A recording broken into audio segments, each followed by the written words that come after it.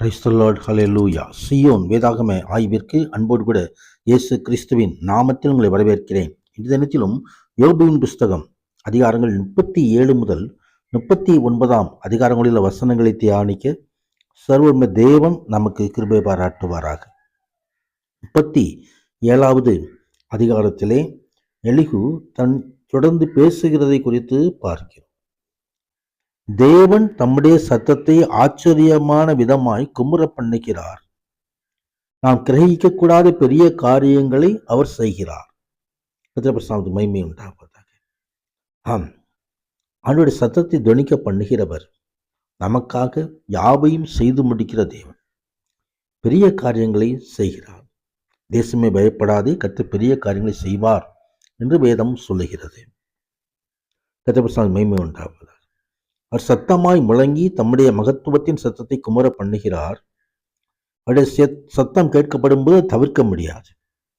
கர்த்தருடைய சத்தம் பூமியில் ஒலிக்கிறது. மகிமை உண்டாவதாக. அவர் தாமே நம்முடைய சுவாசத்தினால் தேவனை குளிர கொடுக்கிறார். ஜலத்தின் மேற்பரப்பானது உறைந்து போகும். குளிரினால் ஜலம் மேற்பரப்பானது உறைந்து போகும் என்று எழுதப்பட்டிருக்கிறது. அவர் நீர்த்துளிகளை மேகத்தில் ஏற்றி மின்னல்களை மேகத்தை சிதற பண்ணுகிறார். இந்த அறிவியல் உண்மைகளை எல்லாம் பழைய காலத்தில் வாழ்ந்த யோபுவின் புஸ்தகத்திலே குறிப்பிடப்பட்டிருக்கிறதை நாம் பார்க்கிறோம். மகிமை உண்டாவதாக. தொடர்ந்து 38வது அதிகாரத்திலே கர்த்தர் பேச ஆரம்பிக்கிறதை நாம் பார்க்கிறோம். கர்த்தர் பெருங்காற்றிலிருந்து யோபுவுக்கு உத்தரவு கொடுத்தார். தேவன் தாமே நேரடியாக யோபுவிடம் பேசுகிறார். அகில உலகிலும் நடைபெறும் சகலவித நிகழ்ச்சிகளிலும் தேவனுடைய பங்கு என்ன என்பதை பற்றிய யோபுவின் அறியாமையை தேவன் வெளிப்படுத்துகிறார். சர்வ வல்லவரின் மகத்துவம், வல்லமை இவை பற்றி மனிதர்களுக்கு புரிந்து கொள்ள முடியாது என்பதை சுட்டி காட்டி அது யோபுவை அங்கு தெளிவுபடுத்துகிறதை நாம் பார்க்கிறோம். மகிமை உண்டாவதாக. கர்த்தருடைய பிரசன்னம், இரக்கம், அன்பு ஆகியவை யோபுவுக்கு தெரியப்படுத்தப்படுகிறது. தேவனை கண்டுபிடிக்க வேண்டும் என்று ஆசைப்பட்ட யோபுவுக்கு ஆண்டவர் நேரடியாக வந்து அங்கே பேசுகிறதை நாம் பார்க்கிறோம். மகிமை உண்டாவதாக. ஆம், ஆண்டவர் சொல்கிறார் 3வது வசனத்திலே, ஒரு புருஷனை போல இடைகட்டி கொள், நான் உன்னை கேட்பேன், நீ எனக்கு உத்தரவு சொல்லு என்று சொல்லி அநேக கேள்விகளை இங்கே யோபுவின் முன்பதாக வைக்கிறார்.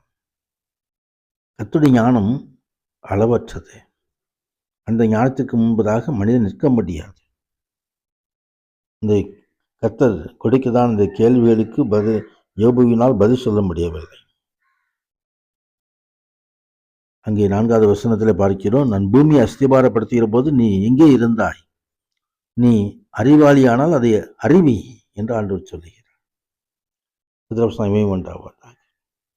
ஆம், மனுஷனுடைய அறிவு தேவனுக்கு முன்பதாக ஒன்றுமில்லை. மகிமை உண்டாது.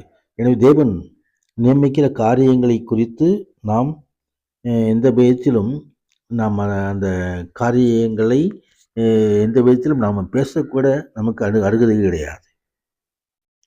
சர்வ வல்லவர் மகிமையான ஞானத்தை உடையவர். சமயமே உண்டாவதாக.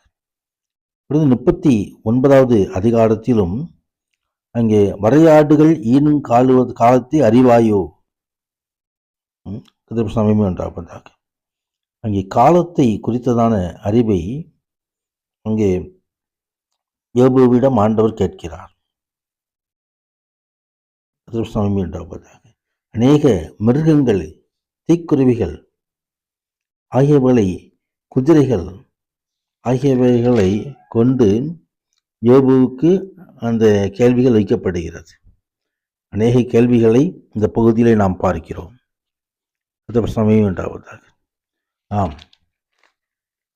அந்த வைக்கதான அநேக கேள்விகள் மனுஷனுடைய அறிவுக்கு அப்பாற்பட்டவை.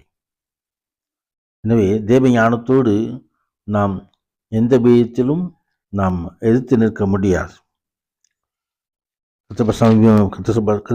மகிமை உண்டு. அந்த ஞானத்தில் நாமும் பங்கு பெறும்படியாக கர்த்தர் ஞானத்தை தருகிறவர். தன் பிள்ளைகளுக்கு ஒரு ஞானத்தை கட்டளையிடுகிற தேவன். இந்த ஞானத்தை பற்றி கொள்வோம். உன்னதான தேவன் தாமே மகிமையான ஆசீர்வாதங்கள் நிரப்புவாராக. பரிசுத்த மகிமை உண்டாவதாக. ஆமேன், ஆமேன்.